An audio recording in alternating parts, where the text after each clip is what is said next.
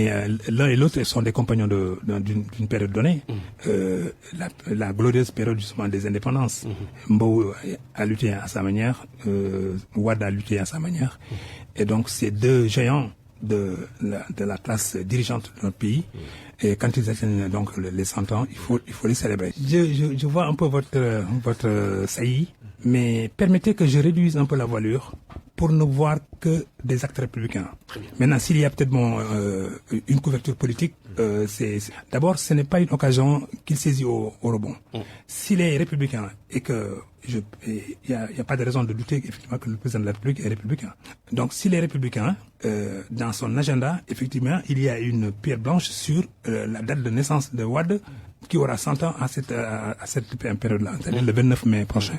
Donc, théoriquement, ses conseillers, son entourage, politiquement parlant, sa sensibilité, son flair, tout ceci peut-être a dû réveiller en lui cette date comme étant une date extrêmement importante et significative. Sous ce rapport maintenant, il peut interpréter l'action qu'il va devoir déployer à la période donnée. Comment il va s'employer, comment il va s'y mettre, et ensuite quelle lecture il pourra faire de cela pour peut-être quand même en tirer aussi lui-même des dividendes politiques. Parce qu'il faut en tirer aussi des dividendes politiques. Vous savez, Maître Abdoulaye Wade, pour ne pas le nommer, quand le président Senghor est décédé, on lui a demandé la même question. Depuis des années 2000. Oui, on lui a demandé, est-ce que c'est vous qui allez organiser les obsèques du président? C'était sous l'ère Abdoulaye Wade. Ouais. C'était sous l'ère Abdoulaye Wade. Mais Wade est un Florentin et puis aussi qui a un flair extrêmement développé. Il dit, mais je saisis au rebond ce décès pour en faire peut-être des obsèques nationales. C'est ce qu'il a fait.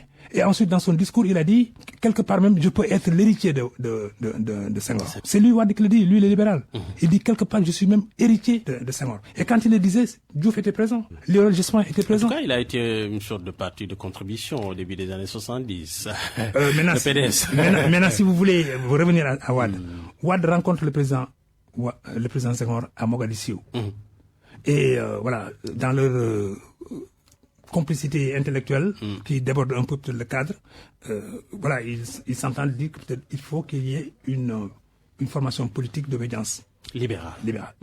Et même le libéral là, Wade dira plus tard que en fait, ça m'a été imposé. Par Senghor. Mais quand même, à Mogadiscio, ils sont tombés d'accord. Absolument. Le cheminement, après, Wade est revenu au Sénégal, il a organisé ses hommes, et ensuite, il tient son congrès, fondateur du parti. Vous savez où? À Kaolack. Et vous savez pourquoi? Quelles sont les raisons? Jusqu'à présent, le maître Wade, s'il nous entend encore, il n'est pas revenu sur les raisons profondes qui l'ont amené à délocaliser donc le congrès à Kaolack. Mais les bien-pensants, tout comme peut-être aussi les experts des dynamiques sociales et des dynamiques politiques, disent qu'en fait, politiquement parlant, tenir le congrès du PDS naissant à Kaolack a une signification politique éminente. Pourquoi? Parce que simplement, le mastodonte de la politique du Parti socialiste sénégalais loge à Kaolack, dans la région de Kaolack, je veux dire, en l'occurrence Babacar Ba, puissant ministre des Finances, qui avait également des moyens d'enrichir qui il veut, quelque part aussi sur injonction du président de la République. Je n'en sais rien. Mais au moins, quand même, il était puissant, puisque quand Babacar Ba s'est déplacé, mais c'est un convoi interminable de voitures. Quand il arrivait dans un endroit... C'était un des héritiers de Senghor, si je ne m'abuse. Oui, puisque Abdou Diouf également était dans cette...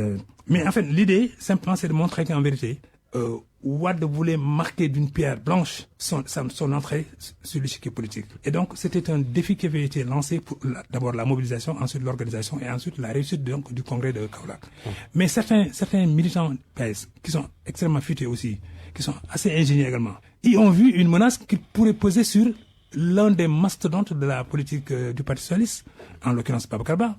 Et donc, Babacar Ba aussi a fait une lecture politique, n'est-ce pas, de la tenue du PDS à Kaolack. Alors, Djiby Ndiaye, je vais vous poser la question. Le centenaire de Wade va être célébré à grande pompe, on le sait donc en fin mai.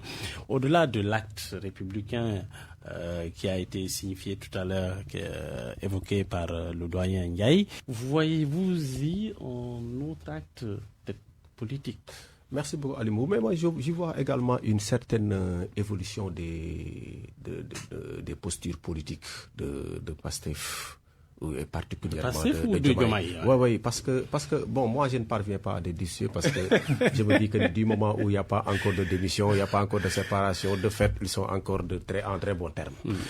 Alors, l'évolution, c'est quoi? C'est qu'on est bien loin du grand discours proféré un matin quelque part au Sénégal, traitant tous ceux-là qui ont géré le Sénégal de voyous, et que même qu'on devrait à la limite...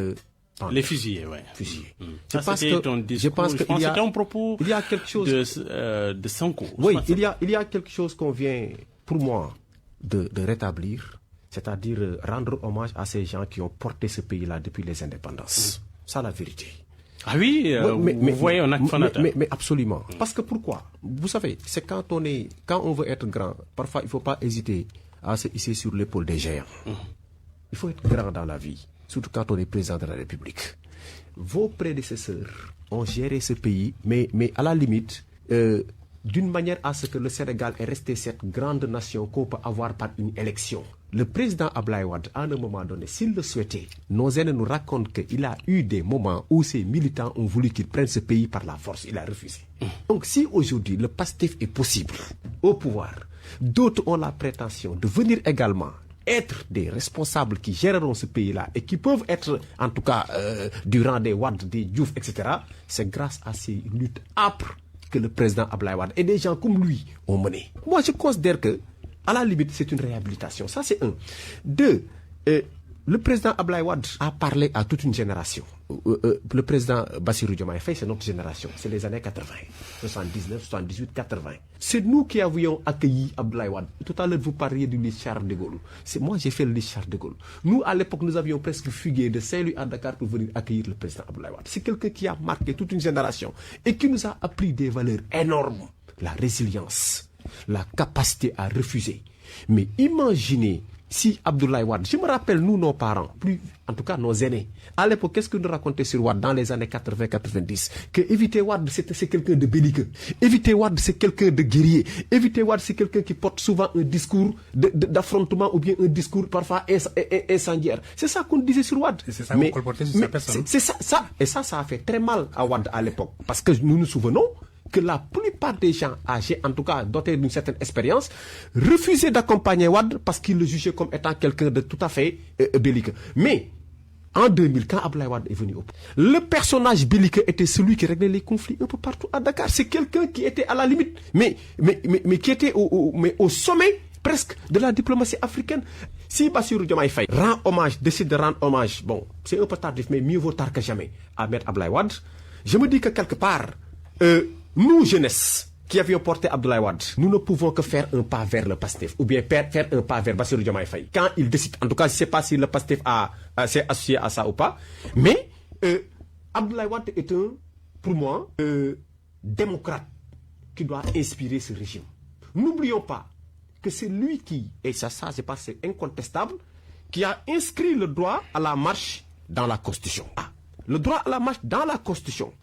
Ce qui fait que, si aujourd'hui, la République au Sénégal, aujourd'hui, on a eu une démocratie aussi vivante, aussi mouvante, et qui est arrivée aujourd'hui à nous produire aujourd'hui une classe politique plus ou moins jeune et qui est parvenue à arriver au pouvoir, mais c'est parce que tout simplement Abdoulaye Wade en est le principal artisan. Très bien. Abdoulaye Wade en est le principal artisan. Donc, cet hommage, moi je me dis que non seulement il devrait être national, mais également on devrait en profiter, pour moi, pour réconcilier toute la classe politique.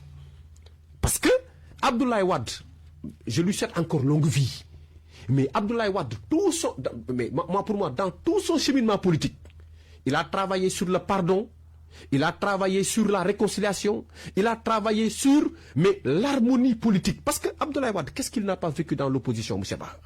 Qu'est-ce qu'il n'a pas vu? Et là, je m'adresse au PASTEF et à Bassirou Diomaye Faye.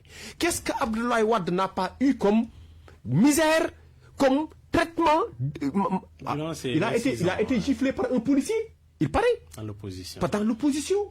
Mais si Abdoulaye Wade était rancunier, était vindicatif, imaginez les temps sales que les partisans de socialisme vont passer une fois venus au pouvoir. Qu'est-ce qu'Abdoulaye Wade a fait pour Diouf? Il l'a porté au niveau de la francophonie. Il est allé voir sa mère. Est-ce que vous imaginez la dimension de cet homme-là? Quand j'entends aujourd'hui ce nouveau régime brandir des arguments de revanche, brandir des arguments de bataille, brandir des arguments mais pour aller vers l'affrontement avec d'autres qui ont géré avant eux, je me dis que le message d'Abdoulaye Wade n'a pas été compris. Très bien, le message d'Abdoulaye Wade n'a pas été compris. Mais là, Mamadou Ndiaye, apparemment, Bassirou Diomaye est dans un processus de réhabilitation de ses prédécesseurs. Si je vous pose la question, parce que le PASTEF, souvenons-nous en tout cas avec Ousmane Sonko, avait fait une sorte de tabula rasa de tout ce qui est venu avant lui. Oui, mais bon, ça c'était une méconnaissance des réalités politiques de notre pays, quoi. Absolument. On ne doit pas faire fi du passé. Parce que c'est ce passé-là qui a engendré effectivement ce présent. Vous savez, Wade est pour beaucoup dans l'évolution des masses politiques dans notre pays. Ça, c'est un aspect. Mais deuxièmement aussi, l'alternance, c'est lui qui l'a vécu en premier. En 2000, ouais. D'ailleurs, Wade disait que moi, ma première alternance, elle devrait dater de 88. C'est à l'époque où il avait gagné Dakar et on avait considéré que dès lors qu'il avait gagné Dakar, il avait gagné presque les grandes villes. Mais on a renversé les tendances. Oui. Et ensuite, voilà, les autres se sont amis. Et puis en même temps aussi, Wade élevait le niveau du débat, que ce soit à l'Assemblée nationale. Rappelez-vous ces fameux débats face à Mamadou Touré sur les questions économiques. Tiens, aujourd'hui, quand on parle du FMI, pour ceux qui ont vécu justement cet épisode de Wade et de Mamadou Touré, en vérité, ce qu'on entend aujourd'hui du FMI et du Sénégal, ça devient peut-être une chansonnette de récréation. Mais en vérité, les gens ont été posés quand Wade peut-être défiait Mamadou Touré. Quand Mamadou Touré également lui expliquait qu'en vérité, il y a une méconnaissance de Wade des réalités donc de l'économie mondiale. Mais il lui dit, mais non, certains de tes conseillers au FMI à là-bas, mais c'est mes camarades de promo, ou alors c'est des gens avec qui je profite justement dans les grandes facultés Donc, Wade avait de l'humour mordant pour essayer de décongestionner des passions. Alors, Mamadou Ndiaye, on sait aussi que Wade a inspiré plus d'un sur le continent. Il a montré qu'on pouvait arriver au palais par la voie des urnes, sans passer par une quelconque rébellion. C'était peut-être c'était dans l'air du temps. On le sait, sur le continent, beaucoup d'opposants utilisaient les armes, les coups d'État, etc. Mais lui, il a pris le temps nécessaire pour arriver au pouvoir. 26 ans de pouvoir, il fallait être solide. Allez, moi, j'ai 2 à 3 épisodes que je veux raconter sur Wade, qui me tiennent beaucoup à cœur, mais c'est toujours dans le siège de Wade. J'ai couvert une partie de sa campagne en 88, notamment dans le Kaolack. Et j'étais avec Idrissa Seck, peut-être qu'il ne me reconnaîtrait pas, mais moi, journaliste, je n'oublie pas les personnes avec qui j'ai cheminé. Qui a été après son directeur de campagne. Qui a été son directeur de campagne en 88 justement. Donc moi, j'ai sillonné tout le Saloum avec Wade et Idrissa Seck. Ils étaient sur le capot de leur véhicule 504. Voilà. Décapotable. Ça, c'est un aspect. Donc je connaissais l'homme, même quand il était en dehors des foules. L'homme qu'on voit devant les foules, il est sensiblement différent de l'homme qu'on voit après, qui est maintenant dans son réduit ou bien dans ses lieux privatifs. Donc, je l'ai vu dans les 2 mouvements. Vous l'avez pratiqué. Hein. Et je l'ai pratiqué. Mais la pratique viendra après. Parce que en 89 également, j'ai eu la chance de le rencontrer à Paris. Et je suis venu porteur d'un message de l'opinion africaine, de l'opinion sénégalaise, enfin, de l'année ici ou là. Parce que les gens ont dit, mais Wade, qu'est-ce qu'il fait à Paris?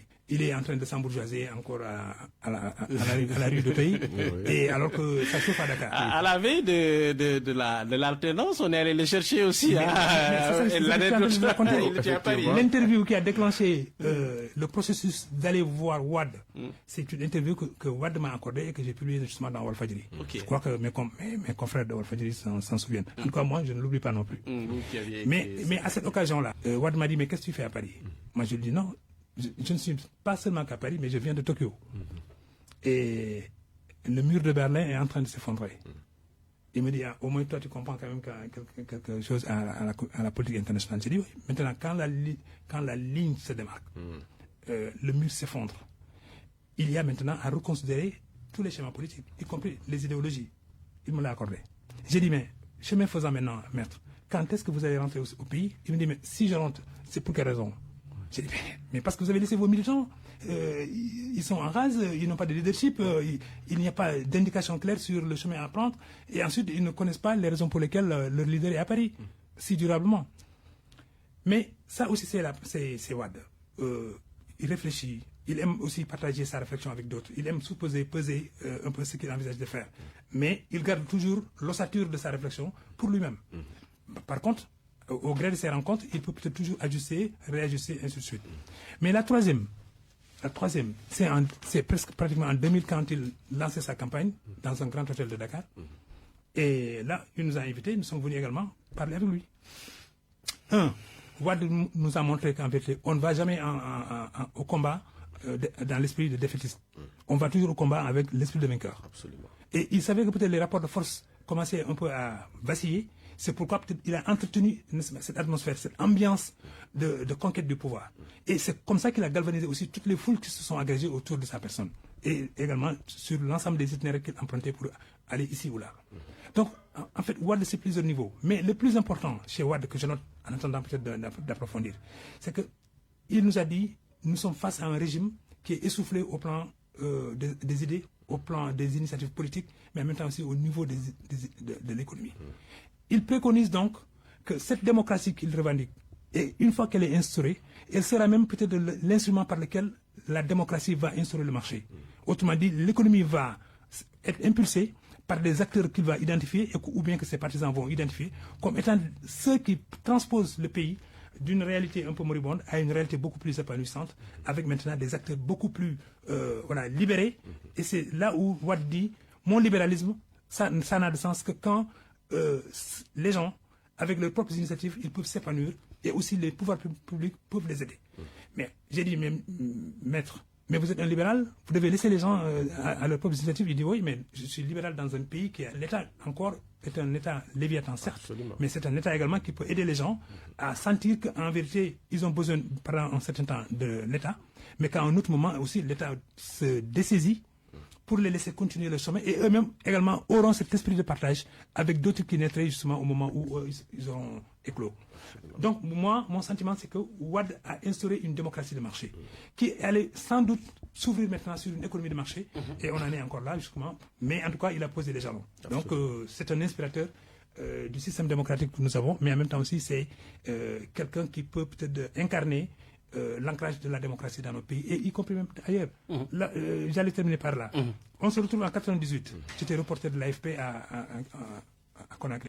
Et à la faveur des rencontres, je suis avec Siradji Diallo, et qui me raconte que votre leader Wade, qui était à l'époque dans le gouvernement de majorité présidentielle élargie, et Siradji me dit, mais M. Ndiaye, M. Wade veut que je fasse la même chose que lui au Sénégal. C'est-à-dire que moi aussi, que j'aille rejoindre Conté, que je sois ministre pour apprendre et tout ça. Mais je lui ai dit, mais alors, qu'est-ce que vous lui avez rétorqué? J'ai dit à Wade, mais que s'il a son itinéraire à lui qui est singulier, qu'il me permette d'avoir aussi un itinéraire tout aussi singulier en Guinée. Comme ça, si nous nous verrons plus tard, c'est deux expériences qui vont s'échanger pour voir un peu comment on peut enrichir la démocratie à une échelle beaucoup plus vaste sur le continent. Donc, Wade est à l'aise avec toutes les sommités intellectuelles du continent. Il est à l'aise quand il rencontre également les grands leaders politiques, à l'exception d'un leader sur lequel Wade n'est pas très enthousiaste, et je comprends pourquoi. C'est Nelson Mandela. Nelson Mandela, oui. Oui. Pourquoi? Wade pensait qu'en vérité, s'il y avait quelqu'un qui pouvait être la lumière du continent. C'était lui. C'est pas vraiment lui. C'était lui. Alors, le grand Abdoulaye Wade qui fête ses 100 ans, on l'a dit, dans un contexte en tout cas où les rapports de pouvoir ont vacillé. Son parti, le Parti démocratique sénégalais, on le sait, n'a plus le vent en poupe comme l'essentiel des partis dits traditionnels, on le sait, qui s'essoufflent. En allant voir aussi Diomaye, est-ce que le PDS cherche son second souffle? Bon, moi je me dis que quelque part... Diomaye, après l'avoir aidé à arriver au pouvoir en 2024. Oui, je me dis que quand même, en fait, on n'est jamais mort en politique. On a vu des exemples dans le monde où les chefs d'État, même à la limite vaincus, ont pu quand même... Qui sont revenus. qui sont revenus. Des idéologies ou des doctrines politiques qu'on pensait avoir disparu continuent encore aujourd'hui à inspirer, à gouverner le monde. On n'est jamais mort en politique, Alimo. Moi, je crois que ce qui est important, c'est de savoir rebondir au bon moment. Un parti politique qui est incapable de répondre présent, même si vous perdez les élections. On doit vous sentir en campagne, on doit écouter votre discours, mais aussi vous devez parler à la base. Mais quand dans une élection présidentielle, vous ne parvenez pas à vous décider et à trouver un candidat, ce que j'ai tout le temps, moi, personnellement, parce que moi, je tiens à vous le dire, mes premiers pas en politique, je les ai faits au Parti démocratique sénégalais. Je sais de quoi je parle. Moi qui vous parle, le premier reproche que j'ai pu faire au PDS, et c'est le dernier reproche, c'est de n'avoir pas participé aux deux élections et de n'avoir pas su avoir la grandeur de trouver quand même un cadre du PDS capable de tenir le parti. Même si c'était pour juste un calcul politique. Parce que quoi qu'on puisse dire, si on peut tout dire sur Ousmane Sonko, quand les jeux ont été faits sous Macky Sall, considérant sa candidature, mais quand il a compris que si je ne vais pas à l'élection présidentielle avec mon parti, je risque encore d'attendre d'autres échéances électorales pour pouvoir m'exprimer ou bien pour pouvoir arriver au pouvoir, et que ce parti-là, à la limite même, risque d'être démobilisé au niveau des bases, qu'est-ce que Ousmane Sonko a fait? Mais il a laissé au moins la main à Bassirou Diomaye Faye. Ça, c'était quand même une prouesse politique. Il faut le reconnaître. Alors, à un moment donné... Je vais vous poser peut-être une question de relance sur ça. Karim Wade, en tout cas, on le sait, a soutenu Bassirou Diomaye en 2024. Les militants ont reporté peut-être les voix. Le président Bassirou Diomaye Faye est arrivé au palais. Mais sans peut-être retomber politique en tout cas, on n'a pas vu de poste, on ne leur a pas proposé de poste, peut-être, en tout cas ils n'ont pas pris, ils ne participent pas à la gouvernance. Vous pensez qu'avec ce centenaire qui va être célébré, parrainé par Diomaye, c'est l'heure des retrouvailles entre le PDS et le passé? Version Bassirou Diomaye. Moi si je m'en fie en tout cas aux directives d'alors que j'entendais dans le parti, on nous disait que effectivement Karim Wade n'est demandeur d'aucun poste. Le Parti démocratique sénégalais avait soutenu par principe, parce que effectivement Abdoulaye Wade considérait que effectivement il fallait qu'il y ait changement. Il fallait qu'il y ait cette alternance-là entre guillemets. Et que véritablement le PDS avait voulu donner son concours au PASTEF pour que justement le PASTEF puisse passer. Ce n'était pas, en tout cas, un échange ou bien une sorte de marchandage politique visant à avoir tel poste ou tel autre poste. Le Parti démocratique avait juste soutenu et était retourné à sa base et était retourné travailler sur le terrain. Moi, je pense que c'est ça qui a été convenu. Maintenant, en politique, les postes sont utiles parfois pour exister. Parce que lorsque vous participez à une victoire aussi éclatante, moi, j'aurais compris à l'époque, j'aurais quand même beaucoup compté sur le fait que le PDS puisse entrer dans le gouvernement. Parce que quoi qu'on puisse dire, il y a eu deux faits majeurs qui ne peuvent pas en tout cas rendre service carrément au PDS. D'abord, une absence de leadership qui est notoire, que tous les Sénégalais ont vu. Vous l'avez tout de suite dit, le parti est presque en disgrâce.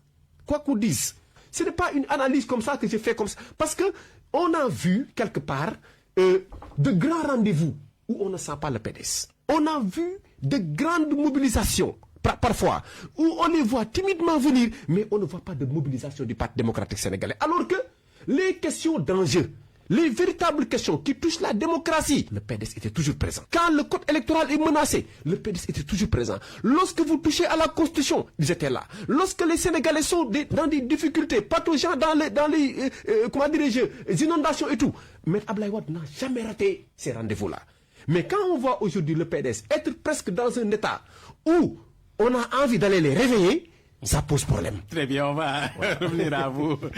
Mamadou Ndiaye, le PASTEF et le PDS ont-ils des choses à se dire? Peuvent-ils faire des chemins ensemble? Peuvent-ils cheminer ensemble? Et si oui, dans un contexte de dualité au sommet, dans un contexte où on agite un remaniement presque toutes les semaines? Non, ce qui reste clair, c'est que Wade a pris de l'âge. Et quelqu'un disait qu'on n'a que l'âge de ses vertèbres.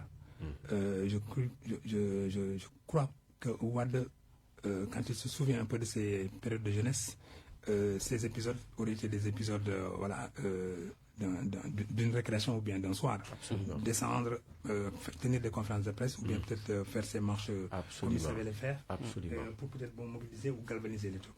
Mais je retiens de Wade un autre aspect, un autre trait de caractère. C'est qu'il n'a jamais voulu se situer à côté ou en marge quand l'histoire s'emballe. Absolument. S'il n'est pas acteur, s'il n'est pas leader, s'il n'est pas acteur, c'est que c'est moins intéressant pour lui. Retenez simplement que quand il y a eu les événements de 88, et après il y a eu peut-être tout un pays qui était un peu sans dessus-dessous, je crois qu'il y a eu des forces d'influence qui ont travaillé quand même à rapprocher les positions de Wade et les positions d'Abdou Diouf, qui étaient dans des radicalités opposées. Et je crois que le premier jour, quand Wade a décidé d'aller donc au palais, mais il y a eu de l'émotion dans l'opinion. Parce que c'est deux êtres qui, pendant toute une période donnée, y compris donc la période de la campagne électorale, ne se sont pas fait de cadeaux. N'est-ce pas? Et à la limite même, Wade a été emprisonné. C'était les années de Braise. C'était ce que les Talasila appellent les années de Braise. Voilà, donc c'était les années de Braise. Mais n'empêche, il s'est détaché un peu des émotions. Et il a aidé également l'opinion sénégalaise à se détacher des émotions. Pour dire ce qui gouverne nos actes, c'est d'abord les intérêts du pays, les intérêts supérieurs du pays. Par conséquent, par moment, on peut renoncer à son ego. Voilà, on peut peut-être assouplir son ego pour les intérêts majeurs et supérieurs donc, de la nation sénégalaise. Et c'est comme ça que je pense que par la suite, ça a été concocté, le gouvernement de majorité présidentielle élargie. Wade est entré. J'ai taquiné le président Wade en disant mais maître, si vous n'avez pas de cadre, comment vous pouvez encadrer vos militants? Ceux qui vous donnent rendez-vous dans les grandes places ou bien dans les marches, c'est des foules, hein, on ne sait pas s'ils adhèrent à votre politique ou non. Il dit détrompez-vous, c'est les cadres qui n'adhèrent pas à mon projet. Et moi, je les considère, ou en tout cas, je les considère comme moins que rien. Et quelque part, dans sa philosophie politique, Wade a montré qu'en vérité, il n'a jamais défendu des cadres. C'est au contraire les cadres qui dépendaient de lui. Quand il a été nommé ministre d'État, il m'a dit, en souriant, que sur sa table, mais c'est une montagne de CV, de cadres qui sont venus pour accourir pour peut-être chercher justement un emploi. Il a amené avec lui 2 ou 3. mais merci. Donc, c'est ce Wade-là qui jongle avec toutes les situations, mais avec brio et intelligence, qui se retrouve souvent d'un côté et jusqu'à inquiéter peut-être ses partisans. On dit, mais pourquoi il est allé voir Diouf? Plus tard, il dit, mais si je n'ai pas été avec Diouf, je n'aurais pas su comment se tient un conseil des ministres. Un banal conseil des ministres. Un banal conseil des ministres. Je ne saurais pas comment ça se tient. Mais donc, c'est de l'expérience. Et il montre également que dans la vie, il ne faut pas se presser ni s'empresser. Ça également, c'est une leçon politique qu'il a administrée peut-être à ses partisans. Mais il y en a parmi eux qui ont lâché Wade, qui l'ont lâché beaucoup de trahison. Et on se disait même à l'époque, mais cette fois-ci, il ne va pas s'en remettre. Il y a eu beaucoup d'hémorragie. Mais clairement. Mais c'est parce que Wade, justement, n'est pas attaché à ces émotions qui l'enferment et l'enferment qu'il s'en sort souvent avec un mental par le haut pour essayer de retrouver donc le sens de l'orientation et regalvaniser également les foules qui adhèrent.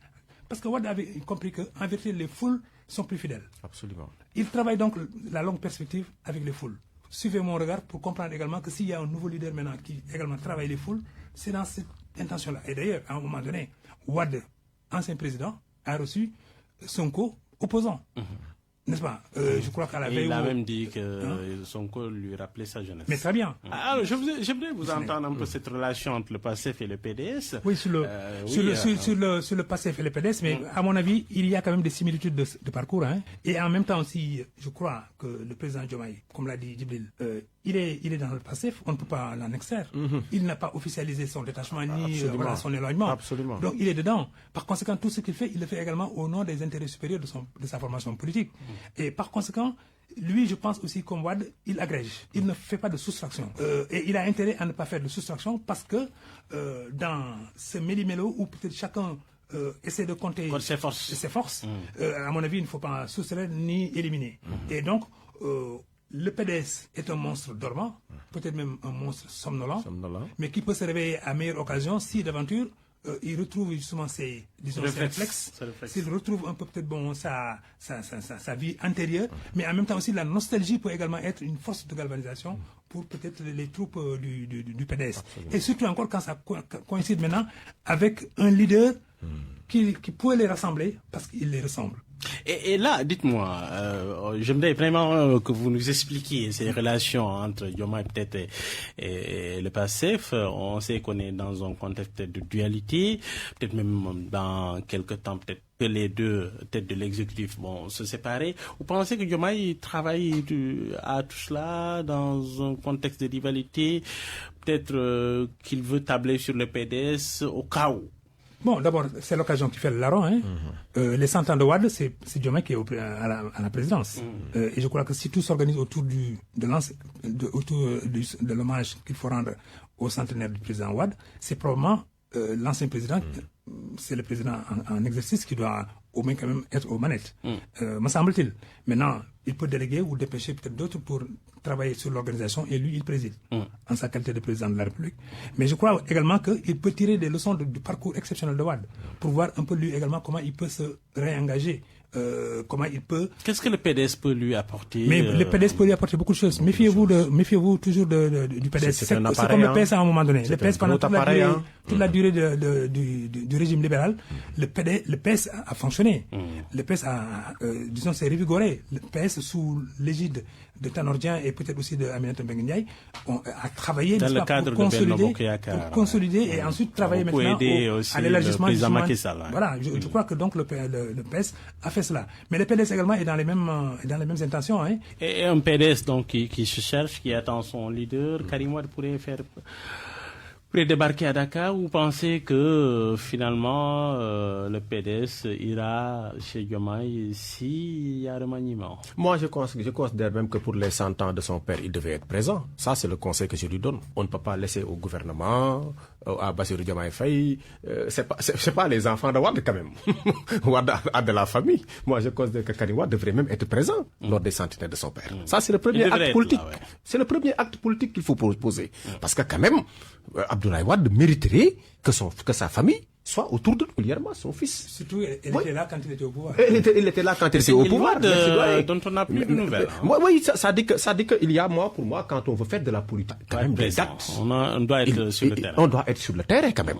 Moi, pour moi, c'est fondamental. C'est-à-dire que, Doyen l'a dit tout à l'heure, on ne peut pas faire de la politique, comme on le disait, je pense qu'il y a, c'est qui le disait encore, on peut gouverner de loin, mais on ne peut administrer que de près. C'est aussi valable en politique quelque part. Je pense que Babacar Justin Ndiaye.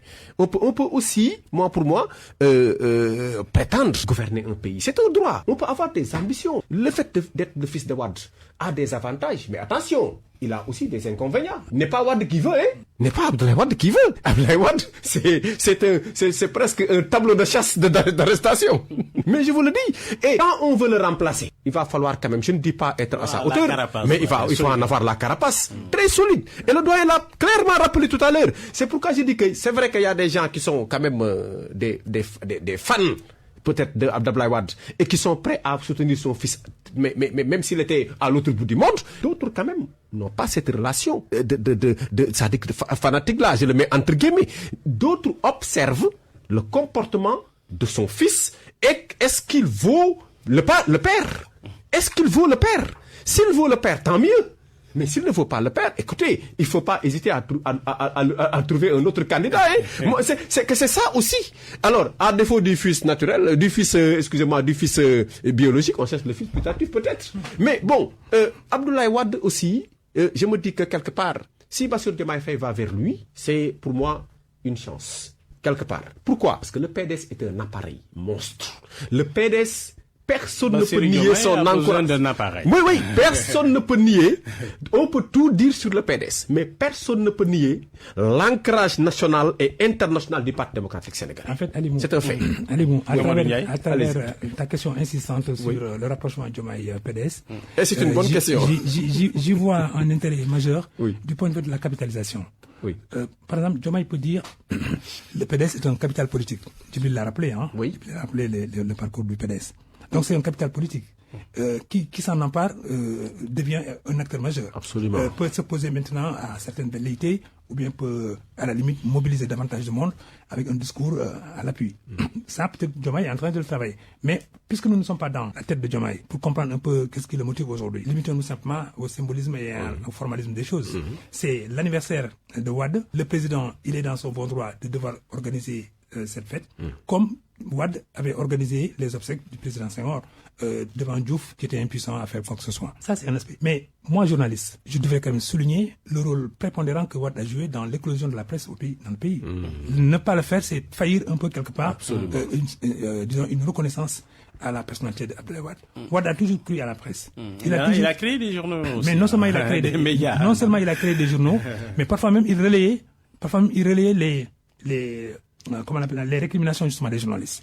Il savait le faire à chaque occasion. Mais c'est en fonction des occasions qu'il regardait si ici il peut planter une banderille consistant à dire bon mais la presse là, vous ne l'aidez même pas. Il dit que s'il n'était pas avocat, peut-être qu'il serait journaliste. Et clairement, clairement. Donc il a aidé beaucoup la presse. Et ensuite Wade était accessible aux journalistes. Wade également quand il est dans son précaré, dans son réduit privatif avec les journalistes, mais il se laisse éclater. C'est-à-dire que tu entends des éclats de voix parce qu'il est en train de faire rire les journalistes en leur donnant peut-être des anecdotes assez croustillantes. Donc il fendait le mur et il permettait donc à tous les journalistes d'être en confiance avec lui. Absolument. Mais c'est quand on est ensemble avec Wade qu'on mesure également la dimension intellectuelle de l'homme. C'est vrai que par moments, oui, il est aérien. Oui, il aime rappeler peut-être qu'il a fait les grandes universités, qu'il a rencontré les grands chercheurs ou les nobelisables. Tout ça, c'est dans Wade. Mais il ne le fait pas pour administrer la preuve de sa vanité intellectuelle. Non. Il le montre, il le dit pour montrer qu'en vérité, que c'est possible. Non seulement que c'est possible, mais que les jeunes qui arrivent aujourd'hui. Par exemple, je donne le cas de Serigne Diop. Serigne Diop a voulu arrêter ses études à la maîtrise. Le professeur Serigne Diop voulait, une fois qu'il a obtenu la maîtrise, arrêter peut-être ses études pour aller s'insérer dans la production ou devenir quelque chose dans les banques. Mais il a dit non. Vous continuez. Mais le potentiel qu'il y a en vous, mais je vous vois jusqu'à l'agrégation. Et c'est arrivé. Voyez-vous. Donc, ancien ministre de la Justice. Mais clairement, je vous dis, je veux dire que de cette façon, mais Idrissa Seck, il a découvert le potentiel qu'il y a en Idrissa Seck. Absolument. Et il a encadré, il l'a aidé, jusqu'à ce que peut-être tout le pays connaisse qui est Idrissa Seck, qui est Serigne Diop. Et d'autres jeunes du PDS, Boubacar Sall qui était et d'autres jeunes du PDS à qui il a payé des formations. Mais clairement, je veux dire qu'il était un détecteur de potentialité, de talent, des gens de classe. Intellectuellement, oui. Et on ne demande pas moins aux dirigeants actuels de pouvoir détecter, n'est-ce pas, des talents chez les jeunes générations qui arrivent, avec les contraintes de leur génération, avec également les difficultés de leur propre génération. Mais il faut être clairvoyant, il faut être regardant, il faut être lucide et aussi être subtil. Wade doit nous administrer cette leçon-là. Quand il créait des journaux, un jour, je pense que c'est Takusan, il a mis feu Fara Ndiaye à la tête comme directeur de publication. Mais il arrivait intempestivement à la rédaction parce qu'il voulait aussi challenger les journalistes qui y étaient. C'était ça, Wade. Il délègue, mais en même temps aussi, il ne se prive pas lui-même de venir donner son petit grain de sel. Mais Wade aimait aussi les débats contradictoires. Il aime les débats contradictoires, mais de niveau élevé. Pas au Radé Pakaret, non. Je me souviens quand le ministre, je pense qu'il est décédé, Seydou Madanissi, qui était soit ministre de la Justice, quelque chose comme ça. Le professeur d'université. Mais il avait pris une mesure également qui vraiment privait Wade de certaines de ses libertés. Et une fois que Wade a été sorti de prison, au cours d'une conférence de presse, il dit, mais vous savez, il faut avoir de l'indulgence également pour ces gens. Ils sont intellectuellement fatigués. Et par conséquent, plus rien ne peut sortir de leur cerveau. Mais ouais, c'est une façon pour lui de désarçonner un adversaire sans le blesser. Donc, quand on voit aujourd'hui que c'est des injures, que c'est des insultes, que on rabroue les gens, on va même au Radé Pakaret, on rentre sous la ceinture, on en ressort. Donc vous voyez, quand on voit ça, c'est qu'on s'éloigne vraiment du vrai débat qui était celui qui a personnifié le Sénégal, celui qui a donné au Sénégal des signes de distinction, jusqu'à ce que peut-être des opposants viennent de partout pour apprendre de l'exemple sénégalais comment se comporter ailleurs. Donc nous devons retrouver peut-être nos amarres, nous devons retrouver le sens de l'orientation de notre pays, mais en même temps aussi tous les acquis de la démocratie. Autour de Diouf, est-il démocrate ou ne l'est-il pas, ou est-ce que c'est les circonstances qui ont fait que... En tout cas, il a ouvert d'une certaine façon le jeu politique aussi. Il y a trop de choses à dire sur Diouf. Tardez-moi quand même. C'est lui aussi le code consensuel de 92. Oui, mais par nécessité, mon cher ami. Par nécessité, parce que le pouvoir était presque à ramasser. Oui, c'est ça. Il y avait ça. Et puis, Wade également était entouré des gens qui voulaient en découdre. Voyez-vous. Mais Wade était lucide. Peut-être une question sur cette dualité Ousmane Sonko, Diomaye Faye, la cohabitation est-elle douce ou vous pensez qu'elle est elle est beaucoup plus heurtée aujourd'hui? Bon, moi, dans leur géopolitique là, moi j'appelle ça un géopolitique. Je me dis que quelque part il y a lieu que les gens y fassent très attention, parce que moi, les gens quand ils parlent, je les juge au mot. Moi, je préfère juger sur pièce. Quand j'entends Bassirou Diomaye Faye à une heure d'écoute à la télé, devant les journalistes, dire clairement que le fauteuil sur lequel je suis assis, eh bien, je ferai tout que le président Ousmane Sonko m'y remplace. C'est un discours de président de la République. Le projet gouvernement et grande culture. Je considère que actuellement, ce discours-là est toujours valable parce que... Il n'a pas évolué? Non, en tout cas, je me dis que quelque part, il n'a pas encore dessaisi Ousmane Sonko d'un quelconque pouvoir à ma connaissance. Au contraire, il y a quelque temps, je me souviens, j'étais là dans cette émission, il a eu à prendre des décrets et à même renforcer un certain nombre de ses prérogatives.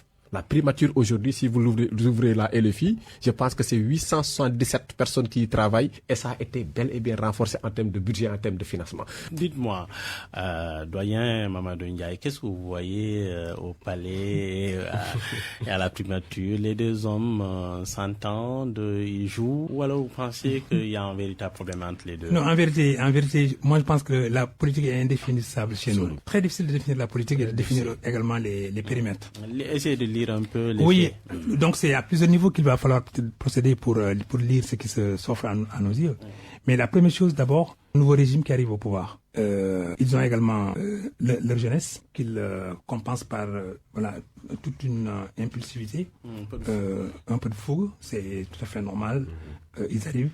Mais je crois que l'un et l'autre doivent maintenant s'assagir pour comprendre qu'en vérité, on ne satisfait pas aux impatiences par des décrets ou par des mesures hardies qui ne sont pas issues d'une réflexion non seulement approfondie, mais également d'une démarche beaucoup plus pesée. On nous avait vendu ici que dès qu'on arrive au pouvoir, le pétrole c'est pour nous. Mais on s'est rendu compte qu'en vérité, les contrats sont scellés, mais que même pour accéder aux contrats, alors qu'on y a droit, que c'est la croix et la bannière, et qu'ensuite il y a également des juridictions internationales qui risquent de coltiner davantage le pouvoir, qui voudraient revendiquer une réappropriation de ces ressources. Et justement par rapport un peu à ces ressources, c'est peut-être même la situation économique du notre pays, une transition est trouvée. Elle est difficile, c'est le moins que l'on puisse dire. Le FMI, c'est pas pour demain le programme qu'on attend de ce fonds monétaire, finalement, Mamadou Ndiaye. Oui, nos rapports sont devenus très difficiles avec le Fonds monétaire international. Malgré tout ce qu'on en dit, c'est compliqué. Mais il y a un petit étonnement chez moi quand même. On parle plus du Fonds monétaire, certes comment on appelle ça, la source des financements, c'est le Fonds monétaire international. Mais on occulte un peu aussi la dimension de la Banque mondiale, qui est présente. On n'entend pas beaucoup la Banque mondiale. Dans un certain sens, j'ai comme l'impression que ces deux institutions, elles sont voisines, elles sont jumelles. Mais selon les contextes, l'une peut aller sans l'autre. En tout cas, c'est ce que nous donne un peu l'exemple du Sénégal, où la Banque mondiale ne vient pas au secours pour montrer comment j'agis dans tel ou tel domaine, et en même temps aussi que mes domaines aussi font prospérer le Sénégal, dans un certain sens. Mais peut-être que c'est pour éviter une contradiction institutionnelle, au point de devoir recourir à Washington pour peut-être régler les litiges qui naîtraient, des interventions localisées. Alors, le FMI qui table sur une croissance de 2,2, l'État maintient 5%. L'année prochaine, on n'aura pas plus de 2,3% de croissance. C'est pas beaucoup, Mamadou Ndiaye. Oui, d'autant que nous espérions avoir les deux chiffres à mi-terme, c'est-à-dire au bout de la deuxième ou de la troisième année, avec peut-être les recettes des hydrocarbures, ça devrait peut-être propulser un peu le taux de croissance à des taux beaucoup plus honorables. Mais maintenant, c'est ce dont je vous ai parlé. Plus les difficultés de mobiliser des moyens financiers et de financer le développement du Sénégal. Et ensuite, la capacité amoindrie du Sénégal d'emprunter à l'échelle régionale d'abord, et également à une autre échelle. Ça, c'est un aspect. Mais aussi la communauté des investisseurs. Les gens se parlent à l'intérieur. Ils se parlent pour voir où sont les opportunités d'investissement. Est-ce qu'on peut déclasser un pays quand on s'aperçoit que ce pays-là, il n'inspire plus confiance pour peut-être qu'on y mette nos moyens. Ou bien qu'on redoute un peu que la linéarité actuelle soit effleurée par des considérations qui peuvent surgir à tout moment. Et que la conjoncture politique peut également rejaillir sur la conjoncture économique. L'un dans l'autre, ils peuvent être dans leur quant à soi et dire nous attendons peut-être que la tempête passe pour revenir quand il y aura un meilleur climat.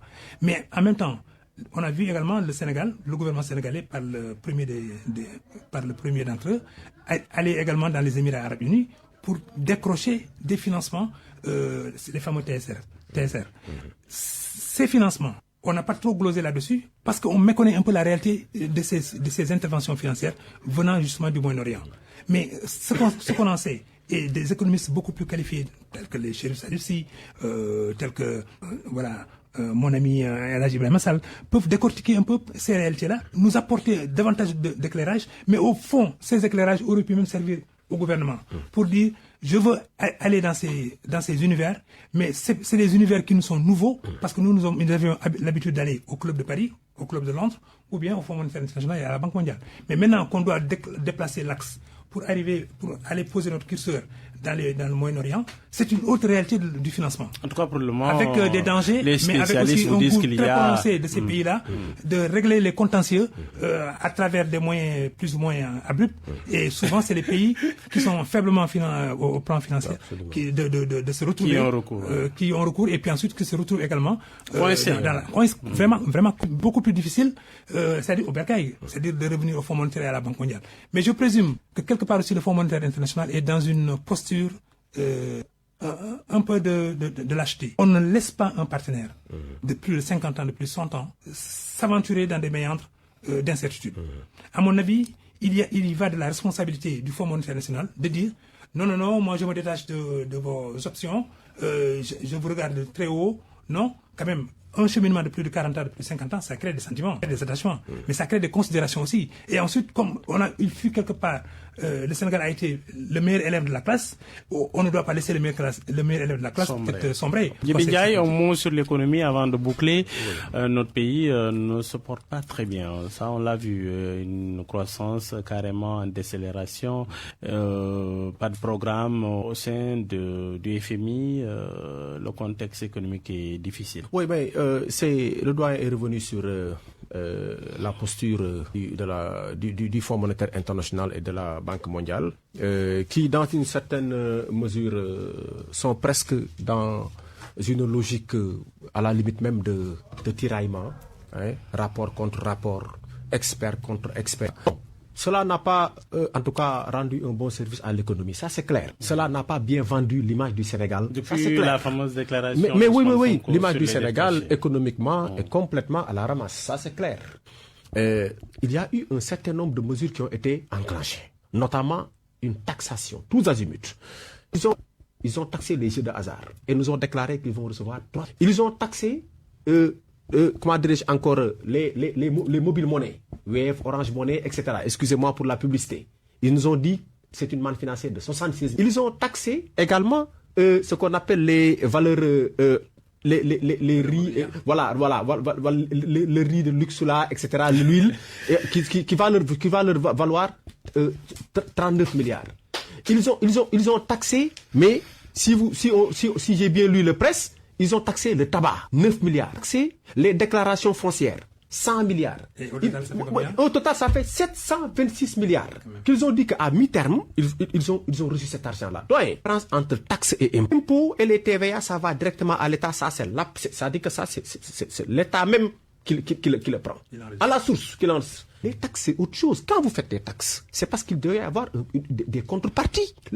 Si aujourd'hui nous en sommes à ce niveau où on est complètement étranglé, c'est parce qu'on ne s'en rend pas compte, mais les Sénégalais sont surtaxés que tout ce que vous faites aujourd'hui, l'État réclame des taxes. Ils ont cette manie d'aller chercher de l'argent et de l'amasser et de le mettre dans des caisses. Mais maintenant, qu'est-ce qu'il faut en faire? Parce que quand vous regardez le presse, c'est 5700 milliards à l'horizon 2027. 5700 milliards. Plus un budget de 7177 milliards. Vous les cumulez. Mais l'État du Sénégal, j'ai envie de dire qu'à 2 budgets. C'est-à-dire qu'il y a un budget qui a été voté pour l'année civile, un autre budget qui a été concocté des poches de Ali Mouba et de Doyen Ndiaye. 2 budgets. Vous ne pouvez pas avancer sur 2 budgets. Vous ne pouvez... Il n'y a pas une érection de projet qu'on peut voir et poser le doigt là-dessus et dire que ça, 2 financements de l'État qui reçoit ces 2 budgets, j'ai envie de le dire comme ça, ne peut pas nous produire un début de règlement de cette crise-là. Ça pose problème. Merci beaucoup. Merci beaucoup à Djibi Ndiaye, qui est enseignant en lettres modernes. Coordinateur du NFA. Coordinateur du NFA, membre de la société civile sénégalaise. Vous, en face, vous aviez le doyen Mamadou Ndiaye, qui est journaliste de profession, directeur de la communication de E-Media. Merci d'être venu, doyen. Merci, allez-vous. À la technique, Kader Lo et Matar Samb. Au micro, Mohamed Ali Mouba. C'est la fin de Revue Ménage qui revient la semaine prochaine. Nous vous saluons. Merci. fukki waxtu ak benn xibaar ci gàttal asalaamaaleykum ñu tàmbaleek Dakar ba Medina Gounass di xew-xewu